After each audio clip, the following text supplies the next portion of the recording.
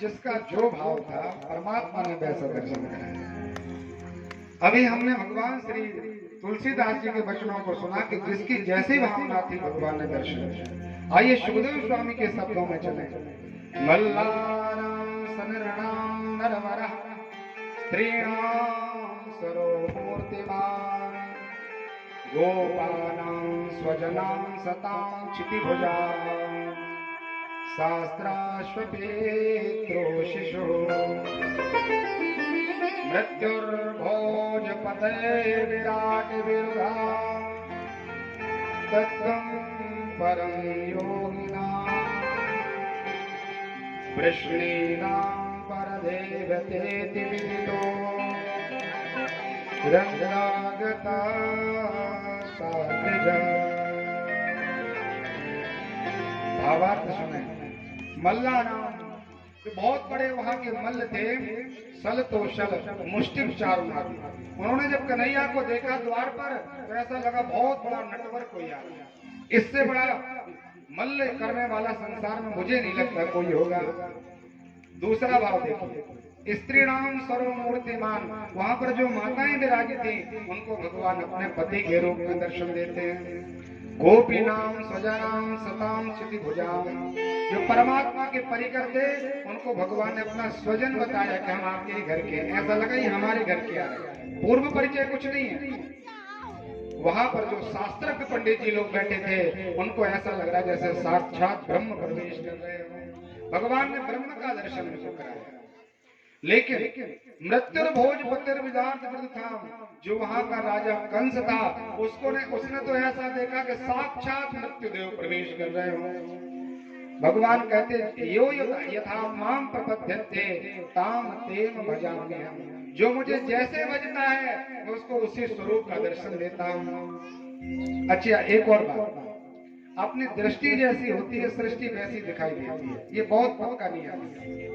आपको यदि लगता है कि अमुक व्यक्ति बहुत सत्कर्मी है, आप उसके केवल सत्कर्म देखते हैं तो निश्चित रूप से आपके अंदर उसके प्रति कोई किसी प्रकार का वैमनस्य नहीं होता। और यदि किसी के द्वारा आपको समाचार हो जाए कि अमुक व्यक्ति तो बड़ा पापाचारी है, जबकि है नहीं, वो उसने कोई पाप नहीं किया, लेकिन आपने सुन लिया तो आपका मन, आपकी दृष्टि उसके प्रति ऐसी रहेगी कि बहुत दुष्ट है। आपकी दृष्टि जैसे रहेगी सृष्टि महाराज उसी तरह हो जाती है। जैसे चश्मा लगाते ना व्यक्ति, यदि पीली पॉलीथिन का चश्मा लगा लें तो संसार में हरा पीला काला नीला कुछ भी हो, लेकिन उसको तो पीला पीला दिखाई देता है, क्योंकि उसने चश्मा पीला लगाया, इसलिए है कुछ और दिखाई कुछ दे रहा उसको। आपकी दृष्टि पर महाराज ये संसार चलता है। प्रत्येक व्यक्ति कहते हमारे समय बदल गया, आजकल के व्यक्ति कैसे हो गए, आजकल ऐसा होने लगा, आज ये हो रहा है। संसार पहले जैसा था सो आज है, उसमें कोई अंतर नहीं है, लेकिन आपकी दृष्टि में, आपकी सोच में अंतर हो गया। एक राजा थे, थोड़ा अस्वस्थ हुए, वैद्य आए, डॉक्टर आए, उन्होंने कहा महाराज इनको अन्य कलर जो रंग है उनसे बड़ा एलर्जी है, इनका शरीर अब ऐसा हो गया कि इनको हरा हरा चाहिए, केवल ग्रीन कलर इनको दे दो तो इनको अंदर जो व्याधि है वो धीरे धीरे अलग हो जाएगी। अब राजा था, सम्राट था, तो उसकी जो भी वस्तु थी महाराज प्रत्येक वस्तु को बिल्कुल हरा हरा कर दिया। महाराज जी के कपड़े हरे हो गए, उनकी आसन हरी हो गई, उनकी सिंहासन, उनके बैठने वाले भी सब हरे हरे, जो भी सब हरा हरा।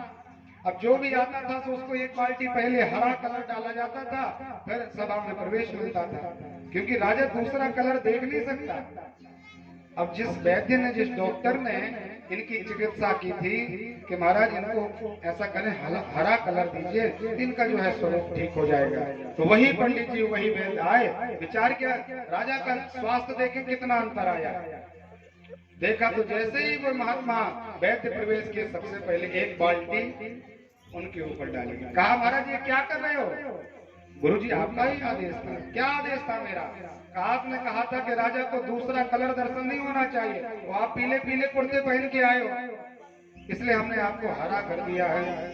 अब जब प्रवेश किए महात्मा, तो देखा सर्वत्र चारों तरफ केवल हरा हरा ही दिखाई दे रहा है।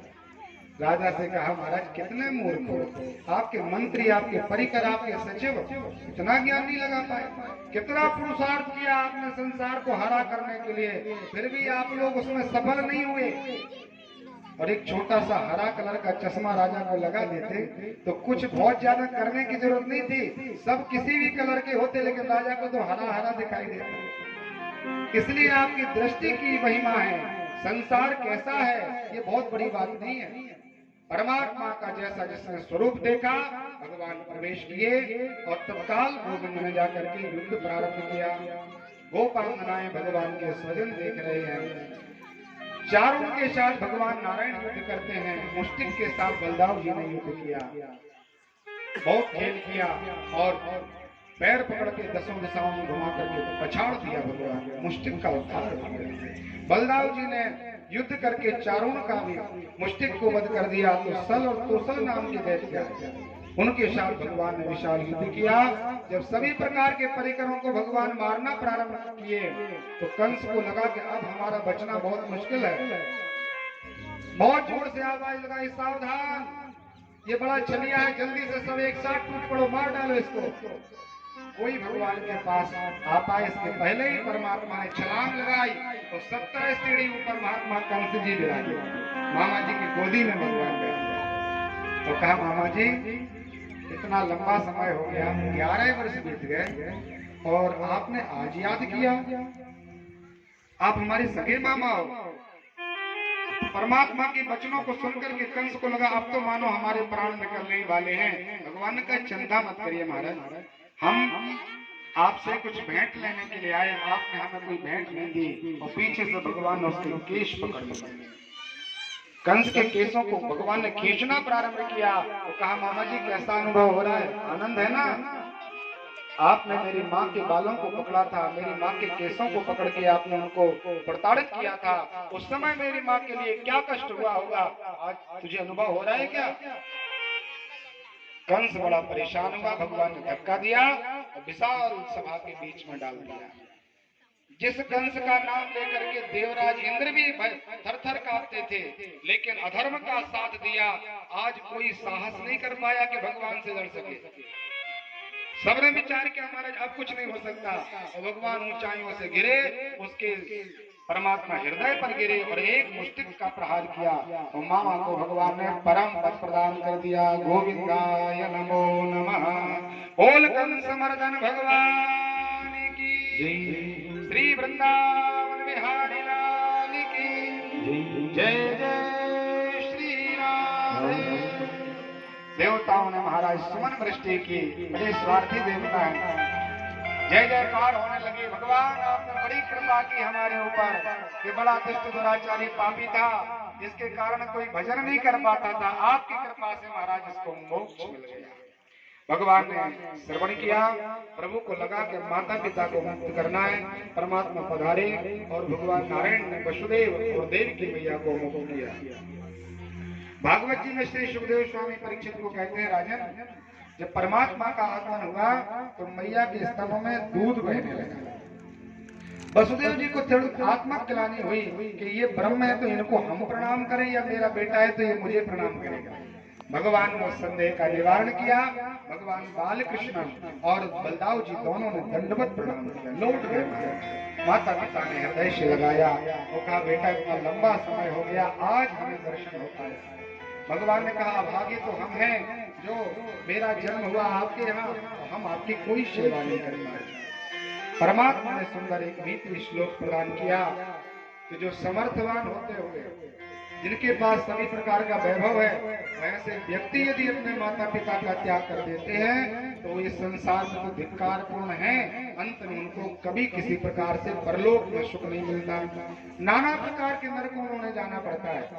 जो अपने आश्रय में वृद्ध माता पिता को सुंदर सेवा भाव करते हैं, उनका जीवन धन्य है। बहुत बहुत शुभकामनाएं ऐसे व्यक्तियों के लिए जो माता पिता की सेवा करते हैं, जो वृद्ध व्यक्तियों की सेवा करते हैं। भगवान ने दिव्य ये संदेश सबको प्रदान किया, अपने नाना जी के लिए राज्य प्रदान किया। परमात्मा शांतिपनी आश्रम में जाकर के विद्या अध्ययन करने। उत्तर प्रदेश मथुरा से भगवान मध्य प्रदेश आए। मध्य प्रदेश की जो उज्जैन नगरी है, अवंती का नाम से प्रसिद्ध थी उस समय। शांतिपनी महाराज सुंदर वहां के आचार्य हैं। भगवान ने विद्या अध्ययन किया, 64 दिन रहे भगवान, और एक दिन में एक विद्या को भगवान ने धारण किया।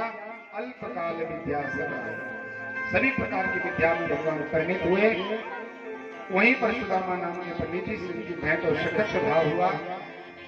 भगवान की विद्या पूर्ण हुई, अपने स्थान को पधारे।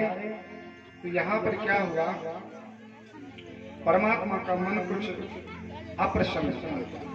तो मैया देवकी ने वसुदेव जी ने विचार करके देखिए, इनके स्वभाव को हम नहीं जानते, क्या इनको क्या पसंद है, क्या खाते पीते हैं, कैसे सोते हैं, कहाँ इनको अच्छा लगता है, क्या बुरा लगता है, हम इनके किसी प्रकार के व्यवहार से परिचित नहीं है, हम करें क्या। तो एक बृहस्पति जी के सगे चेले शिष्य जिनका नाम उद्धव जी है, उनको परमात्मा के पास भेजा और मित्र बना दिया। मित्रवत उद्धव जी और भगवान कृष्ण रहने लगे। दोनों बड़ा मैत्रीय भाव हो गया। तो भगवान कहने लगे, महाराज क्या बताएं, मुझे ब्रज नहीं बिसरना है। उद्धव मुझे ब्रज बिसरना है, क्या करें, इतना मैंने प्रयास किया, इतना लंबा समय भी हो गया, लेकिन मुझे ब्रज की याद बार बार। इसलिए ऐसा करो महाराज, आप हमारे मित्र हो, एक बार थोड़ा ब्रज जाकर के हमारे गोपांगनाओं के लिए थोड़ा सा ज्ञान देंगे, उनको शांति हो जाएगी, तो हमारे मन में थोड़ा परम विश्राम मिलेगा। आप थोड़ा उनको कुछ समझा के आइए। उद्धव जी ने विचार किया कि हम बृहस्पति के चेला हैं, देव गुरु बृहस्पति के शिष्य, हमारे अंदर इतना विवेक और विद्या भरी हुई है कि महाराज हम एक श्लोक में आके सभी प्रकार के गोपांगनाओं को तत्काल निराकार ब्रह्म में लगा देंगे। आपको तो वे भूल जाएंगे कि कन्हैया कोई था, हमारे साथ कोई कृष्ण रहा है क्या, ऐसा हमारे पास ज्ञान है, और मैं बहुत जल्दी लौट के आ जाऊंगा। परमात्मा ने कहा, हमारे लौटने की बात तो अलग है, आप एक बार जाके देखिए। आप 1 घंटे में लौटते हैं, 1 दिन में लौटते हैं, 1 वर्ष में लौटते हैं, आपको कितना समय लगता है ये बात अलग है, लेकिन एक बार आप जाइए। जब उद्धव जी जाने लगे तो कन्हैया ने कहा, महाराज ये काली काली कमरिया लेके जाइए, इसको ओढ़ देना आप, क्योंकि वहां पर लक्ष्मी नारायण 4 भुजाओं के साथ प्रकट हो जाए तो कोई प्रणाम नहीं करता। एक निष्ठता देखिए वृंदावन की, यदि साक्षात लक्ष्मी नारायण स्वयं प्रकट हो जाए तो कोई प्रसन्नता से भगवान को प्रणाम नहीं करता। हमारे अतिरिक्त वहां कोई किसी को पहचानता नहीं है, इसलिए मेरी कमरिया ओढ़ के जाओगे, मेरा वस्त्र चिन्ह देख करके सब समझ जाएंगे कि ये कोई कृष्ण का ही है। परमात्मा ने एक पत्र लिखा गोपांगनाओं के लिए, गोविंद ने अपना वस्त्र दिया और सुंदर रथ पर बैठ करके उद्धव जी को विदा किया। उद्धव जी महाराज चले, बहुत जल्दी वृंदावन पहुंचे तो देखा जहां कन्हैया को छोड़ा था गोपों ने, वहां बहुत झुंड में गोप गोपांगनाएं सब बैठी हुई हैं। दूर से देखा कि हर रथ आ रहा है, और जिस रथ में जो ध्वजा लगी थी जब कन्हैया गए थे वही रथ आ रहा है, पूरा चिन्ह वही है जिसमें कन्हैया गए थे, इसलिए सबको लगा गोविंद वापिस आए। बहुत आनंदित हुए महाराज, प्रसन्न हो गए कि आज कन्हैया का दर्शन करेंगे। और जिनके अंदर जो लाइना थी कि कन्हैया ने इतना विलंब किया, तो सब कहते थे कि हम आज भगवान को डांटेंगे कि अरे कन्हैया तो परसों की करके गया था, इतना लंबा समय लगा दिया, मुझे चिंता नहीं थी कि आप लोगों को। मधु मंगल तुम्हारा झाड़ी में छुप गया, उल्टी तरफ मुंह कर लिया। तो 2-4 गोपों ने पूछा कि तू ऐसा क्यों छुप गया, कन्हैया आया है, स्वागत करो। बोले मैं नहीं जाने वाला, इसने मेरे साथ अच्छा नहीं किया, पहले अपने मन को मोहित कर लिया, हम सबका ये प्राण बन गया, और जब ये प्रियतम हमारा प्राण बल्लभा होगा, इसके बिना जीवन नहीं प्रारंभ हो रहा था, तभी हमें छोड़ के चला गया। जब यहाँ आकर के हमें मनाएगा और कहेगा महाराज हमें क्षमा कर दीजिए, हमारी गलती हुई महाराज हमें क्षमा करो, बार बार मेरे पैरों में गिड़गिड़ाएगा, लोटेगा, हमसे बहुत क्षमा मांगेगा, तब कहीं हम उसको क्षमा करेंगे। ये प्रेम की पराकाष्ठा है।